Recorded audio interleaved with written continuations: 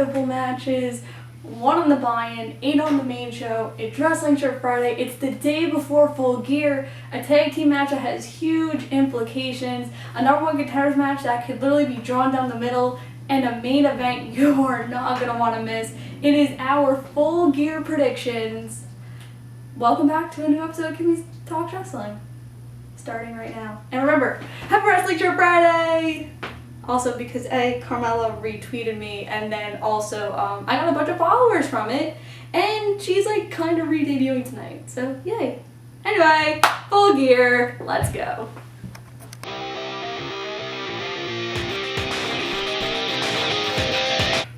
It's the day before Full Gear. I am so excited. So like I said on our AEW review show from this past Wednesday, this is probably going to be the best AEW pay-per-view of the year. The storylines going into it is huge. I don't think there's one match I'm really not excited for.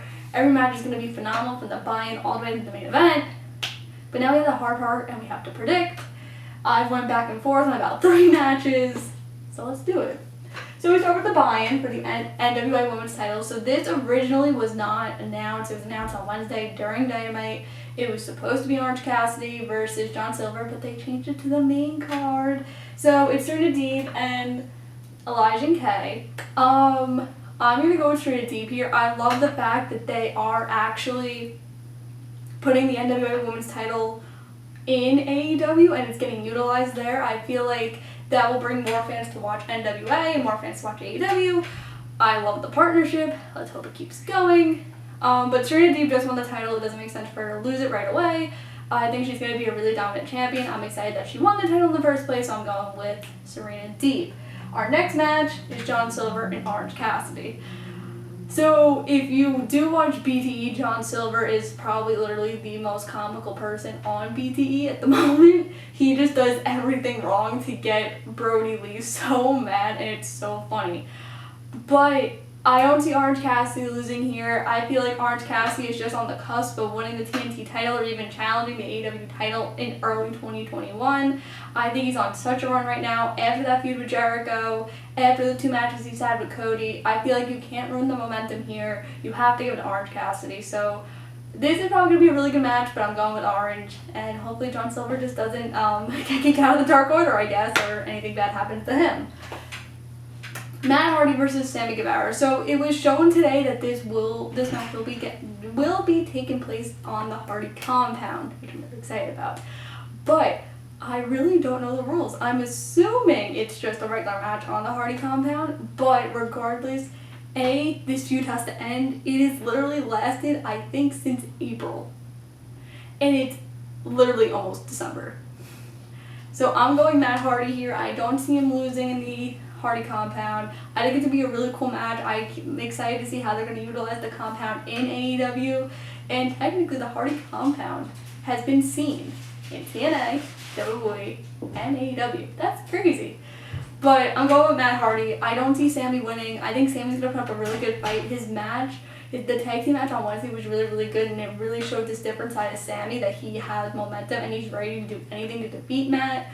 But I don't see it here. I see this final match, Matt winning, and please end the feud. Please, have Sammy feud with MJF, like in the Inner Circle. And that leads us to Chris Jericho versus MJF. So if MJF can beat Jericho, MJF is in the Inner Circle. But it's also, I mentioned this on Wednesday, Jericho also talked about Wardlow joining, so I'm guessing it's a 2-in-1 deal. Like if MJF wins, him and Wardlow will both go. I'm going with MJF. I feel like you could definitely extend this feud for the leader of Inner Circle a little bit longer. I don't want to see just one match between MJF and Jericho. And Jericho's been putting over a lot of younger talent lately, such as Cassidy, and I don't think that's going to stop anytime soon. I really think that's the main reason Jericho's in the company to begin with. It's going to be a really good match. I'm going to go with MJF. He's going to cheat to win since, on Wednesday, Jericho called him soft and, Jericho will do anything to win. So MJF is probably going to cheat to win with Wardlow or something. But MJF is going to join the Inner Circle. He'll get his cool little jacket. There's going to be a lot of people that are angry within the Inner Circle, but MJF. And have them, feud for the leadership of the Inner Circle. That's where you need to go. Women's World Title next, Shida versus Nyla Rose. So this is a match I've really gone back and forth with because I truly believe that you need to put the title on Britt to make the women's division mean something. AEW has been a company for a year now and you still don't have a stable women's division. You're putting random matches together. There's no storylines whatsoever. You need Britt in that role because Britt can carry this women's division to where you want to go. And that is the sole purpose. That's why you hired Britt Baker.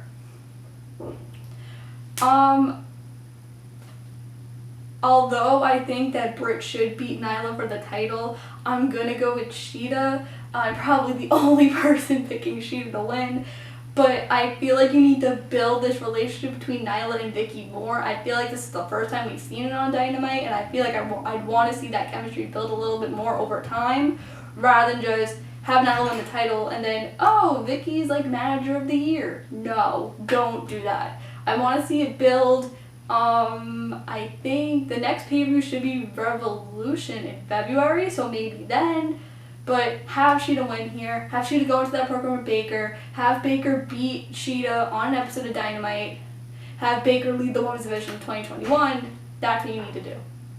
You need a strong leader to lead the women's division. Shida's done a great job, but it has to go to Baker. And now the match, I have no idea. The Young Bucks versus FTR. This is a match we've literally been waiting 4 years for. This whole thing started really with a tweet from 4 years ago, you know. One day we'll wrestle the Young Bucks and everyone will rejoice. Remember this tweet. It's finally happening. So, I firmly believe, based on Wednesday, when FTR tried to break Matt's other leg and Kenny and Adam came out, I fully believe that whatever happens in this match is going to influence the #1 contenders match. With the Elite being heel and with the cusp of it looking like Kenny's also going to turn back into the cleaner and also be heel, I'm going with the Young Bucks. I feel like even though we have the stipulation where the Young Bucks can never wrestle for the titles again, I feel like you need the Young Bucks to have the titles. Like, I'm not saying it a long run, and I'm not saying like FTR's title reign has been like crap and it's going to be so pointless because they just won the titles. The Young Bucks need to win here. Kenny needs to beat Moxley for that title. Heel Elite. That's what you need. I really feel as if the Young Bucks need this title run. You know, make it short, make it 2 weeks, a month, I don't care. But I'm picking the Young Bucks. Heel for the win. Heels for the win. That's the hashtag for the episode. Heels for the win. And that leads into, oh, no it doesn't. Is that a match? No? Oh, I skipped it. I know I skipped it. So I'll go into Kenny and Adam. So I really didn't know at first because of the fact that it makes sense for both men to win. It makes sense for Kenny to win. Kenny's only challenged for the title once. And he lost in a really good fight against Moxley. And the same thing with Adam. Hasn't challenged for the title since the inaugural AEW pay-per-view when he lost to Jericho. And this is the closest both Adam and Kenny have been to that world title picture in months. You know, Adam needs a good storyline going. I feel like Adam definitely deserves a title run somewhere down the line. Remember, when he was on AEW, he was the ace. He's going to be the breakout star, Adam. But then you have Kenny over here, who's the best wrestler on the freaking roster, and he doesn't have a title. I would have definitely also, like, you know, if you're going to go with Adam, I would definitely have Kenny enter that TNT title picture with Cody. But I'm going to go with Kenny. I think Kenny needs, as much as Adam does, and I do feel bad, Kenny needs this so bad. Kenny needs to be the one that beats Moxley. We need to see the cleaner. Heel Elite needs to run AEW into 2021. I think that's the way you have to go.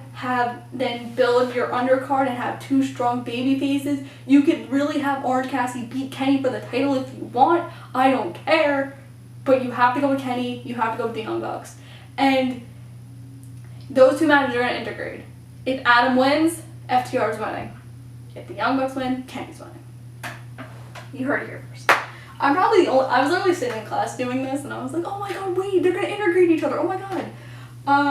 Cody versus Darby Allin, I'm really going with Kenny here. As much as I want Darby to win the title, I feel like Darby is going to feud with, you know, Taz and, like, Ricky Starks and Brian Cage. Like, you could really put the FTW title to use and have him win that. But I'm going with Cody. He just won the title again, and he doesn't need to lose it again.